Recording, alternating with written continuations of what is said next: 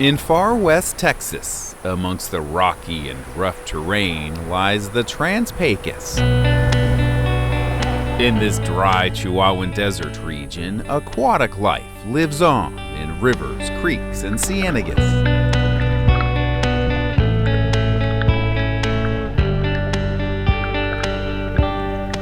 Many of these fish are only found here in the desert, adapted to survive in these harsh conditions. Because of lack of water and loss of habitat, we have a lot of fish in West Texas that are threatened. One fish in particular, the Pecos pupfish, is in serious trouble. With habitat fragmentation, loss of water, and now a new threat, hybridization, this desert dweller's existence is on the brink. Wow, this has really changed. Well, I think our site is right down there. Ken Saunders has been working out here in West Texas for 27 years. And today he's out to check on the Pecos pupfish. So it looks like we have a big platform rig that's already pumping. We got this new one going in right here, and our creek's running right in between it.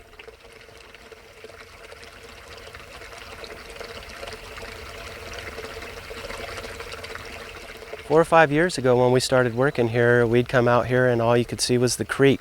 You can sit here and count rig after rig after rig after rig after rig. It's just really changed the landscape a lot.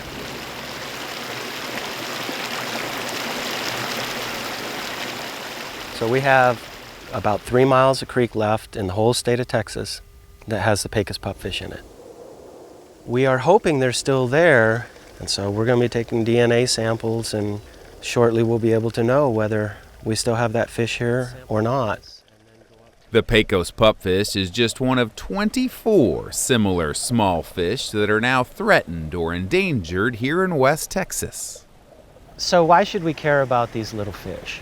They're kind of the first to go. If they go, what's next? It's part of the natural system. And every time we lose part of our natural system, we lose part of us. It's our world. If we don't take care of it, what are we going to have left? The historic home for the Pecos pupfish in Texas was the Pecos River, beginning along the New Mexico border, flowing southeast all the way to the Rio Grande. Now all the pupfish has left is a small tributary up near Pecos, Texas. Yeah, little fishes. Look at all those babies right there. Those are a bunch of juveniles right there. That's good. But everything's not good here in this creek. These larger fish you can see here are Gulf killifish that were introduced. They're normally in the estuaries along the Gulf Coast. Oh, got a big one. Yep, Gulf killifish. Gulf killifish. Look at that big old fat belly too. Gee, I wonder what he's been eating. The Gulf killifish is the top predator to all these Pecos pupfish. You can see they get pretty big compared to our pupfish. That's a baby pupfish right there. Obviously this fish can eat that fish, and we're finding that they do. Okay. To help the pupfish, biologists do a quarterly fish count of sorts. We go in and we try to do some seine hauls. Twist in the net right there. There we go. But once we actually drag the seine through the water, we bring it up to the shore. And lift. Oh man. Ooh-wee. Look at all those fish. And we pick out all the fish from the net, identifying which species we have, how many of each species. 10 juveniles. 15 juvies, 5 adults. 10 adult, 2 juvies. We're trying to see how many adults we have, how many juveniles we have, so we can try and establish trends. That right there is a big adult pupfish. Female, looks like she's full of eggs. The science we're doing is really important because it gives us an idea of how the population of fish are doing. Are they declining? We wouldn't know that if we didn't come out here quarterly throughout the year to monitor the population. The biggest threat to the pupfish is another introduced minnow that's kind of like an evil twin. We have an introduced fish from the Gulf Coast called the sheep's head minnow. Very, very similar to the pupfish, and they interbreed. When they do, they create hybrids that are not pure pupfish. In Texas, this is the last natural stronghold where the Pecos pupfish is still pure. It has hybridized itself, and now you can't find them anymore. They keep coming out. That's just one more problem these little guys are facing in this creek. While biologists look for solutions to the non-native species here, they're also working with landowners in the Pecos region to find creeks that can serve as a new home. Until then, they're partnering with Texas zoos so the pupfish doesn't go extinct. See, look, you see that wall? Oh, I see them now. I see what we're looking for. Here at the Fort Worth Zoo, there is a captive breeding program underway. This is basically a refuge if something happens to the natural population out in Pecos. This man-made nursery ensures that the Pecos pupfish will live on. We have a couple different age groups. We've got some young fry all the way up to adults and juveniles in between. In the collection, there's probably about 250 right now.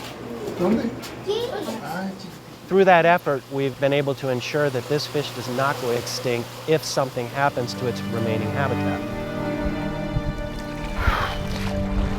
We don't want to see these fish go endangered. It would be a big loss if it were to disappear. I hate to say it, but a lot of times our job is documenting extinction.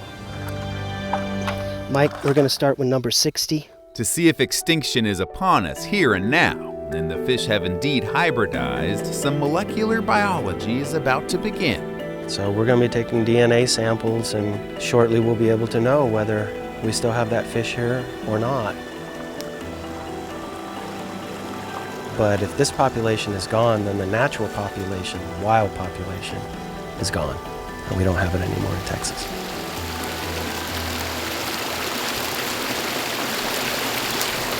As for this creek and the pupfish, it's no doubt a struggle.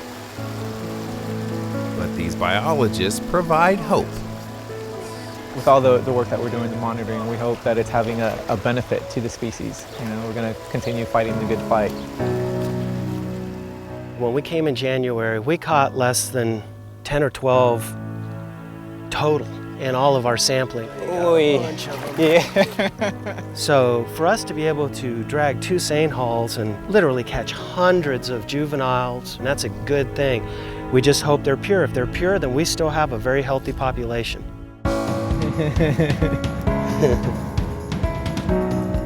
It's great to go into it and find so many numbers and see that it's still there, that it's persisting, and there is in fact pupfish, and there's a lot of reproduction going on, which is a good sign. The reason I'm out here and the reason I do this, even though it's at times very disheartening to see what's happening, is because if we don't fight the battles, we won't win any at all. Through our efforts, we may be able to keep some fish alive.